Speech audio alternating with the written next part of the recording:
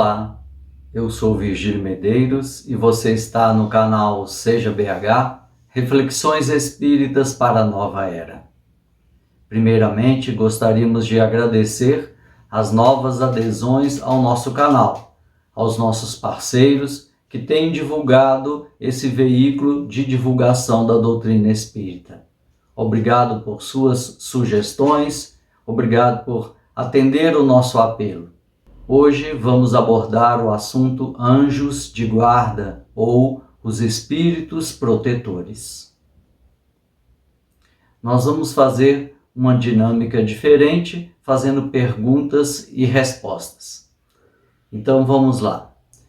Primeira pergunta. Os espíritos protetores são de uma ordem superior à nossa?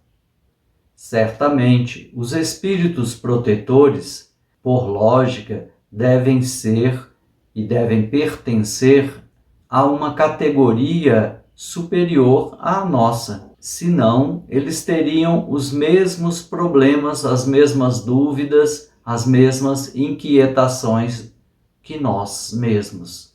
Então, os espíritos, assim como os professores e mestres, pertencem a uma classe superior aos seus alunos, assim são os espíritos protetores em relação a nós. Segunda pergunta. Os espíritos protetores ficam sempre ao nosso lado? Os espíritos são livres para irem para qualquer lugar no espaço, dependendo, claro, da sua condição espiritual. Então, necessariamente, não precisam ficar ao nosso lado o tempo inteiro, mas estão sempre ligados a nós através do pensamento. Em questões de segundos, podemos ter à nossa volta, ao nosso lado, o nosso espírito protetor. Basta chamá-lo. Terceira pergunta. Os espíritos protetores se ligam a nós desde o nascimento?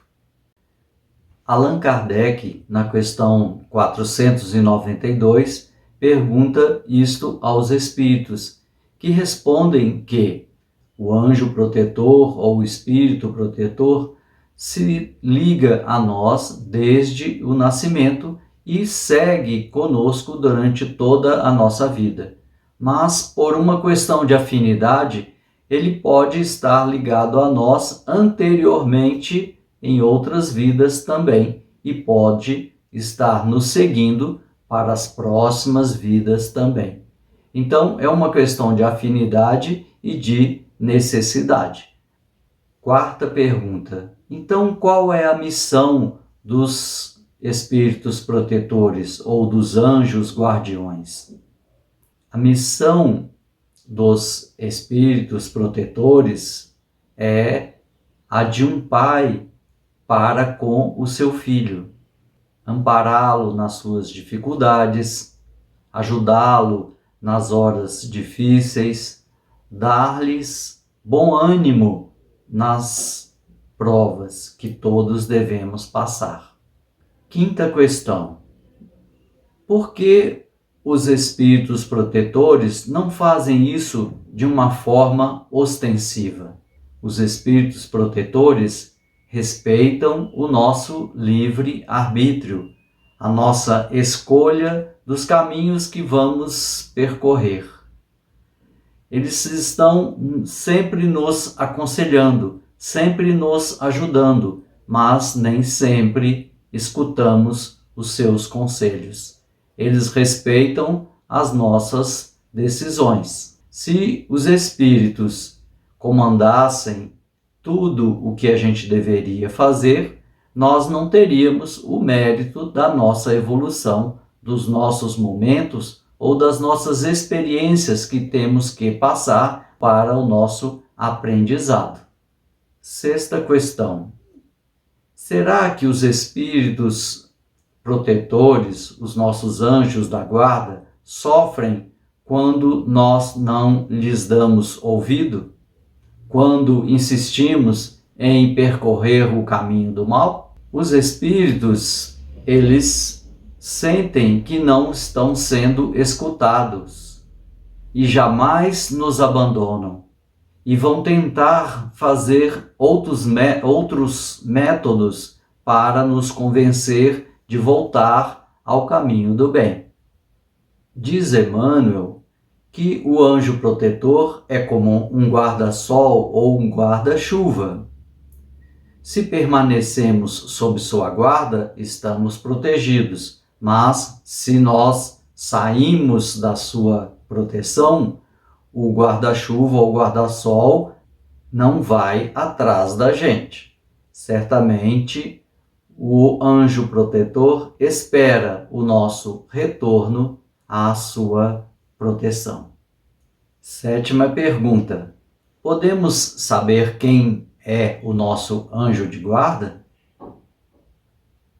Certamente podemos saber quem é o nosso guia espiritual, nosso protetor, mas como trata-se de um espírito bom, de um espírito benevolente, qualquer nome que dermos a eles, de irmão, de protetor, de nosso anjo, isto será bem acolhido por essa entidade espiritual que está nos protegendo.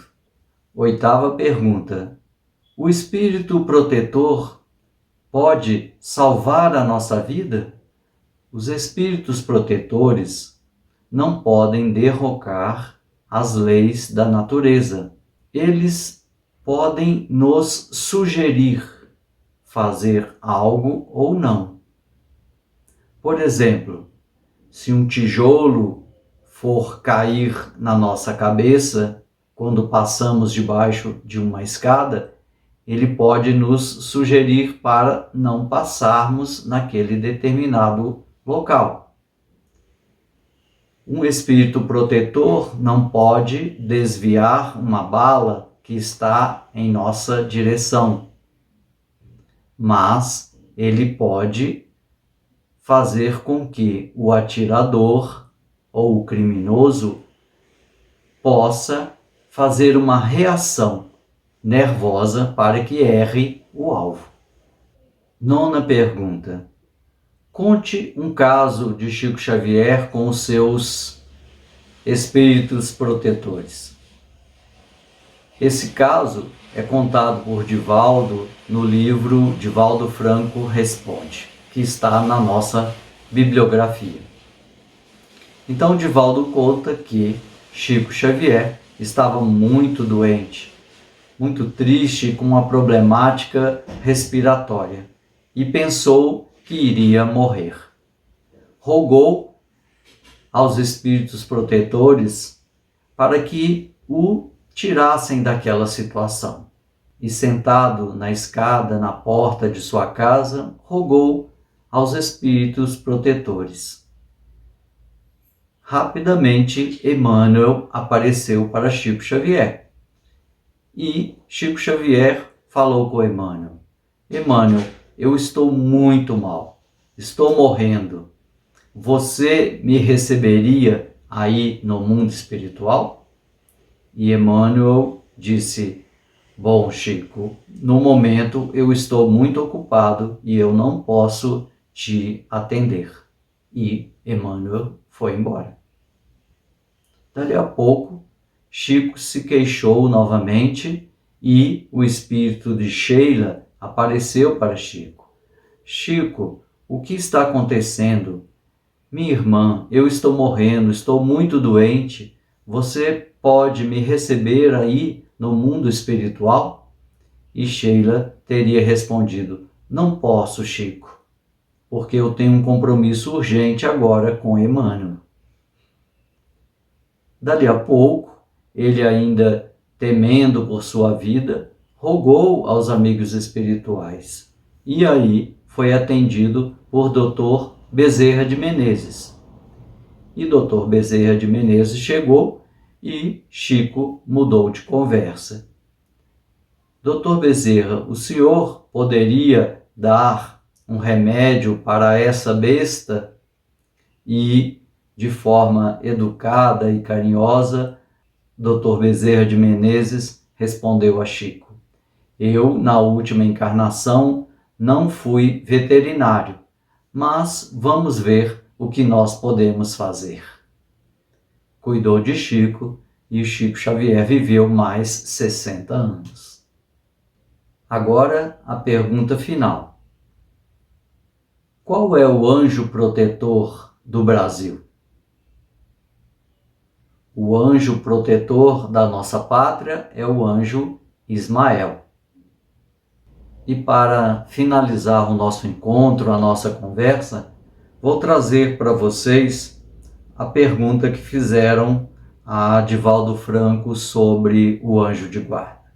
É assim: o que você poderia falar para as pessoas que querem estabelecer um diálogo com o seu anjo protetor? E Divaldo responde: eu diria que faça uma viagem interior, que procure silenciar, aquietar a mente. No momento em que aquietar a mente, em uma penumbra, num lugar tranquilo, abra-se à oração. Não é necessário ter uma fórmula, porque orar é abrir a alma a Deus e falar-lhe na condição de um filho que necessita da proteção de um pai. Neste silêncio interior que se estabelece, sempre chega a inspiração.